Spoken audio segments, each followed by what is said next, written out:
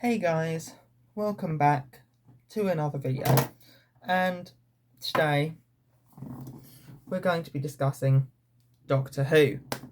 Now, as I did in a manner of fashion with The Walking Dead, I'll probably discuss it for a little bit, discuss the history, where we're at now, my opinions on it, and then I will leave all the different breakdowns, Easter eggs, my opinions, my thoughts, different episode reviews and things like that to future me, which is ironic really because it's a TV show about time travel. So, Doctor Who. Over 60 years ago, the Doctor flew into our hearts. Now, I don't exactly know who came up with the idea, but 23rd November 1963, the first episode of Doctor Who aired, An Unearthly Child, and it was the first of many to come. Now that's not to say that Doctor Who hasn't had its fair share of ups and downs. Obviously, when the first Doctor, William Hartnell, was falling ill due to old age, they had to find someone else. So the idea of regeneration was born.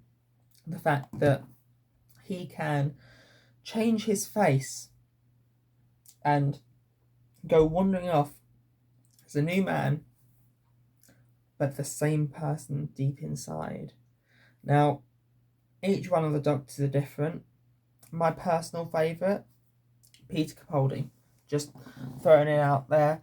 I do have this picture of Peter Capaldi, which sits on my desk. You probably can't see that very well.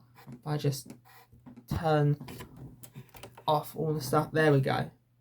Well, you can still see me recording it, but you get the idea. And that is one of my most prized possessions. I've also got a Doctor Who sticker on my wall of the TARDIS flying through.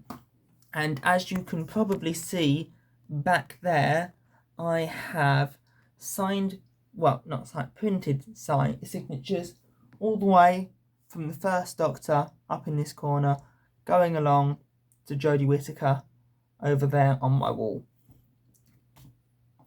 Great pictures.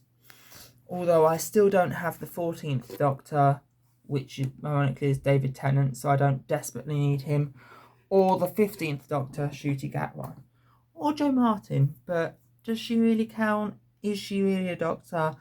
There's a lot to discuss there. But let's take it back a while to 1963, and William Hartnell stepped onto our screens and flew into our hearts. And then you had Patrick Troughton. Again, he was a good Doctor, and I haven't watched all of Classic Who.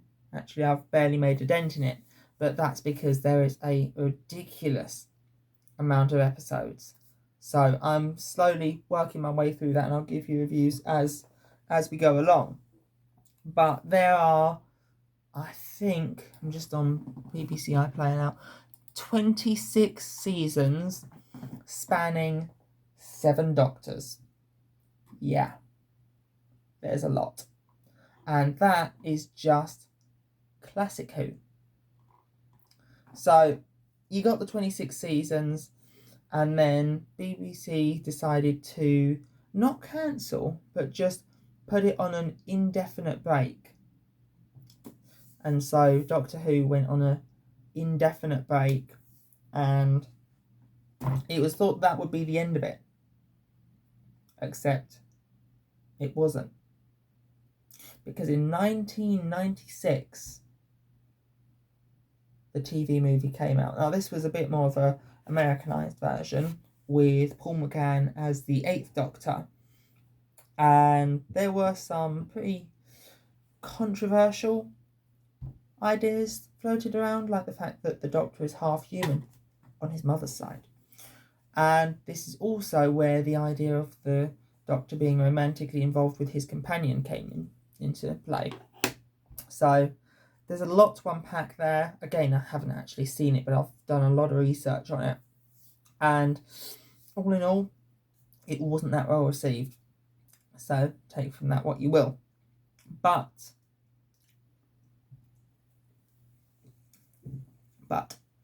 this is where it gets interesting. Because after all of that, in 2005, Doctor Who came back. In some way or another, Doctor Who had almost itself regenerated as a TV show, and it came back with vengeance in 2005 when Christopher Eccleston stepped onto our screens. And here's what's interesting. When Doctor Who first hit our screens in 2005, it was a much darker Doctor. He was more filled with guilt and anger and rage.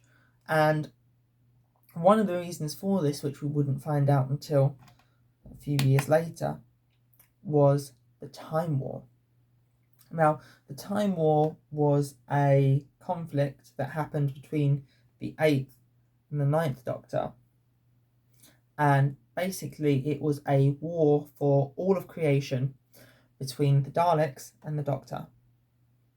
So, with that knowledge, retrospectively, we can look at the 9th and 10th and even 11th Doctor and see all of that rage that builds up within them and pinpoint where it comes from, and it makes some of the scenes a lot more impactful. But again, we're getting ahead of ourselves. So you had 9, Christopher Eccleston, and he left pretty suddenly actually, and this was all due to a disagreement between him and the creators. So 2005, towards Christmas, David Tennant stepped onto our screens and stole the hearts of countless people. Now, he isn't my favourite Doctor, but he is a very good Doctor. Again, getting back to the point, he swaggered on with his trench coat and his very stylish hair, and he just stole the audience. Every time he was in a room, you could feel the anger, the regret, the guilt, everything just bubbling up inside him. And he had 3 different companions. So again, I know a little bit more about this because I have actually seen it. But again, with it, you know, and I've noticed this a lot actually. With every different Doctor, it's almost like the show has a mini regeneration, and it just not clean slates it, but it builds on what each actor is good at. So for Matt Smith, for example, the 11th Doctor, he was very good at playing this excitable child whilst also having this really dark, sort of gritty, sort of anger with him. So that's the 11th Doctor for you. But all in all, you've got all of these different things. You've got the 10th Doctor, then you've got the 11th Doctor, and for the 50th anniversary, you get to see the Time War, which is how that slots in. And that brings us to John Hurt, who was actually the War Doctor, or the proper 9th Doctor, which shifts everyone one out of place, which means that the 10th is actually the 11th and the 11th is actually 12. All of that leads to a pretty big change in the fact that Time Lords get 13 lives, 12 regenerations, that's it, done, you're dead. So Clara, who is one of the companions, makes a deal with the Time Lords, and they give him, we don't know how many regenerations, but you then get 11 regenerating into 12, and that's that. The 12th Doctor stumbles onto our screen, crashes the TARDIS again. That seems to be a recurring thing, especially in New Who. It's a very, the Doctor regenerates in a ball of fire like this, like it's standing like Christ or something, just, and big explosion, the TARDIS all crashes, the Doctor comes out the TARDIS, he's a bit chaotic, he goes back in, and the TARDIS is redone. Speaking of, I've got my own little TARDIS with me today. It's actually my alarm clock, as my morning routine will tell you. So there's a lot to unpack there. Now, the 12th Doctor is, well, he's a lot darker, but I'm getting sidetracked again. So you have New Who, and that came to a stop in 2022 when Jodie Whittaker regenerated into the definitive article. No, not Tom Baker. Although I do have his 13-foot long and 18-foot long scarf. So, no, we're talking about the modern definitive article, David Tennant. Now, David Tennant came back onto our screens and stole our hearts yet again. Now, this is where I have a slight problem, because towards the end of Jodie Whittaker's storyline, her overarching storyline, that is, there was a revelation called the Timeless Child. Now, the Timeless Child basically states that the Doctor, our Doctor, not just any old Time Lord, our Doctor is a being from another universe and is infinitely special and can regenerate as many times as it wants. Now, I have a lot of problems with that, but that's going to be a whole other video. So, we've just come off the back of this really groundbreaking, big retcon of the Timeless Child. And then we have David Tennant comes back. Great. Love a bit of David Tennant. The problem I have with it is that David Tennant regenerated his clothes. Now, I don't want to sound like that's a major problem, but every other regeneration has pretty much, with the exception of perhaps Patrick Davidson to John Pertwee, every other regeneration has regenerated and left the clothes. If I were to regenerate into Peter Capaldi or Matt Smith, I would still be wearing this. So why does David Tennant change his clothes? I think I read somewhere something about Russell T Davies not wanting to disrespect Jodie Whittaker or something or other with her clothes, but I don't see the problem. So, going back to my point, David Tennant returning was a big thing. Now, bearing in mind, this was my first live regeneration, because I got into the show around the time, well, no, it was because I caught my grandma watching The Ghost Monument, which is Jodie Whittaker's third episode, if you count her regeneration appearance in the Christmas special for Peter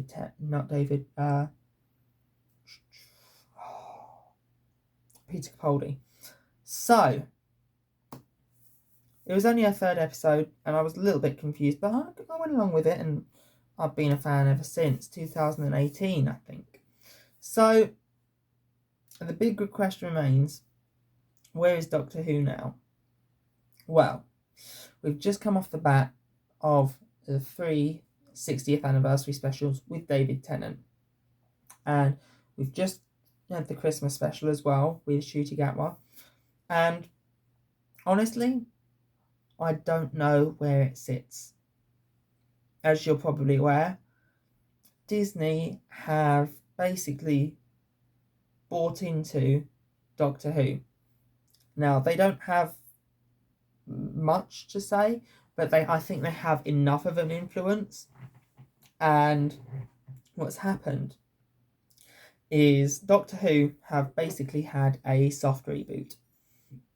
And starting with Ncuti Gatwa, although it might be from the 60th anniversary specials, let me just check.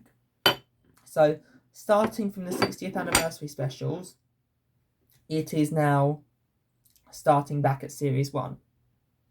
Not sure how I feel about that yet. I think we're just going to have to wait and see. So far, watching the 60th and watching The Church on Ruby Road, it does mention a lot of New Who.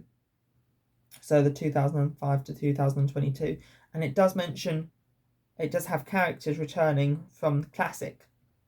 So it does seem to be alright, but my concern is Doctor Who will basically be swallowed up by Disneyfication, which is basically where Disney just throws their input at stuff, they throw their money at stuff, and they just get to do what they want with it. Now, another problem I have with it is Ncuti Gatwa's Sonic Screwdriver. Now, I actually have a magic box here, it's bigger on the inside, filled with replicas of all the Sonics, which do buzz. So I've got Peter Capaldi's, Matt Smith's, I've got the classic ones, so that's the 5th Doctor's, 3rd Doctor's, the 4th Doctor's, the War Doctors. Now all of these do buzz and light up where needed, except there's no batteries in this one. So there's that. There's the 7th and 8th Doctors. There's Jodie Whittaker's. That one does have batteries in. There is the Master's laser screwdriver.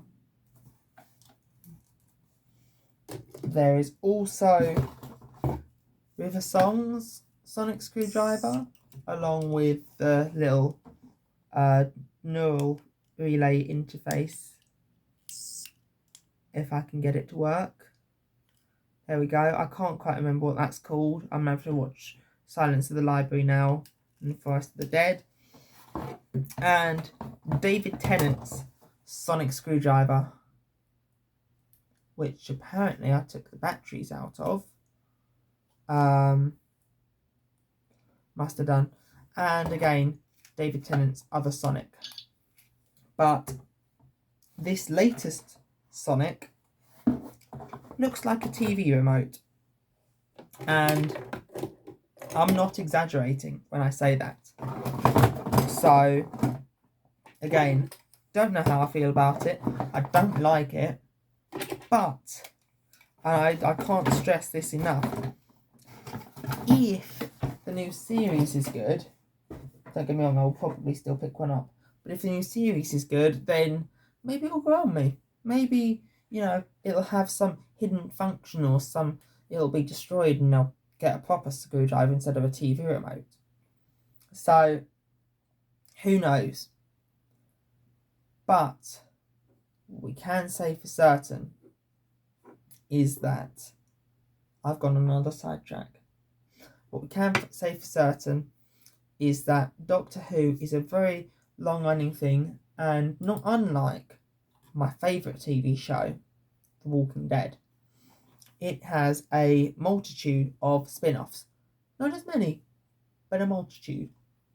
So, you've got Torchwood, Sarah Jane Adventures, Class, Tales of the TARDIS. Then you've got the Confidential series. So, there is a lot of content out there. And who knows? I think maybe I might have just met my match, because I don't think I can come through all of Classic Who. And, well, I'm working through it. It's going to take me a while.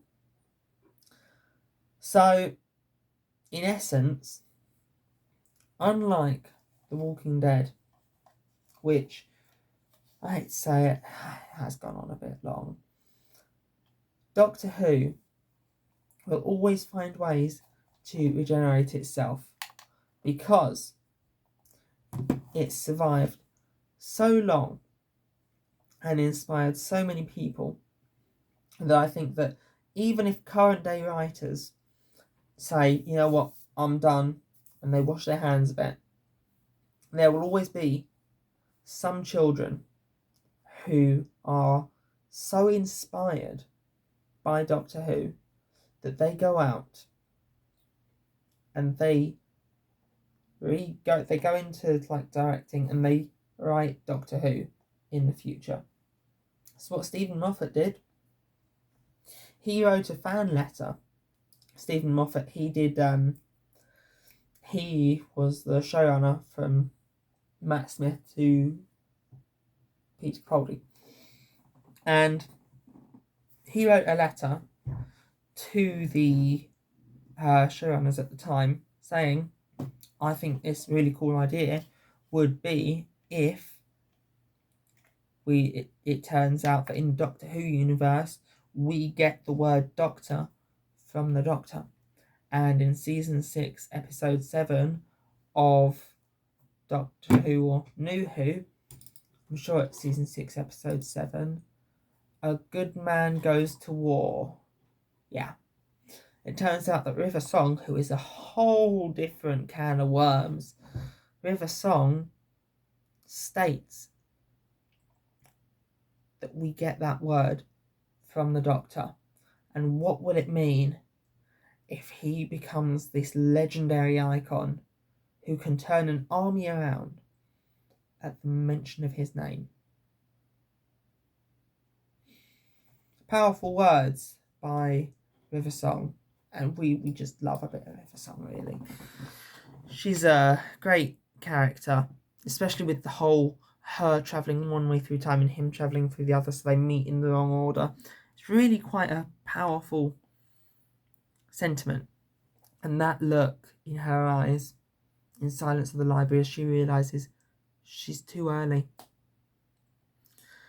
So, one final point I do just want to make before we go is Bi-Generation. Introduced in the 60th as this... Two points, actually. I want to make a point about Bi-Generation and something that the toy maker said in the giggle.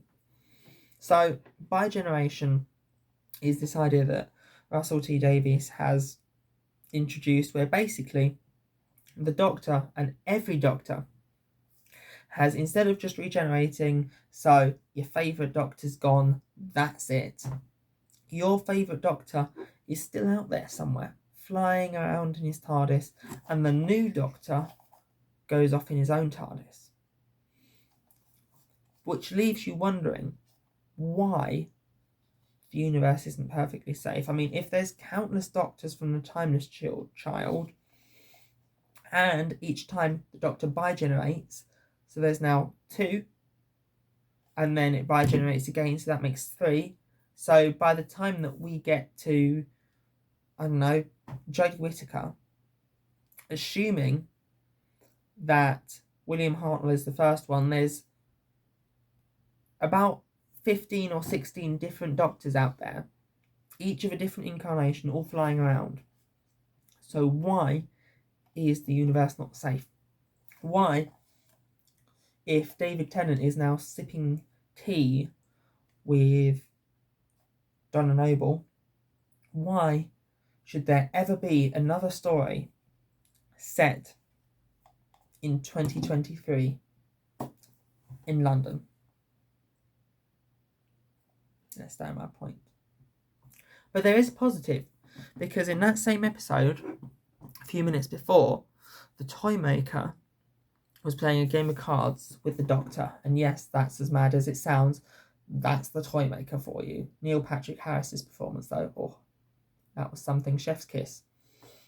So the whole idea is the toy maker says, oh, and your history is so rich. I've made a jigsaw out of your history.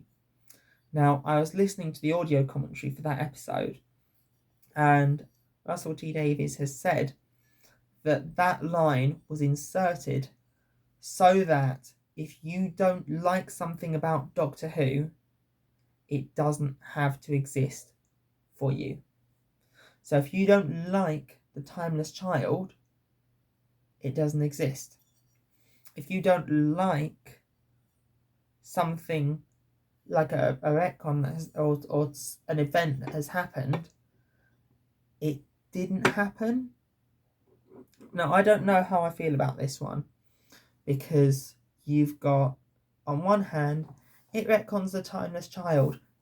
Big up. But it means that basically anything and everything that's happened up till this point is up for debate as to whether it actually happened, which creates major problems. So that's Doctor Who for you, and I'll be covering more previous episodes soon in the future. But in the meantime, we will wait until May when the new series comes out, and I'll cover that as it comes out weekly. And if there's any more Doctor Who news, I'll be one of the first to make a video about it. Catch you in the next one.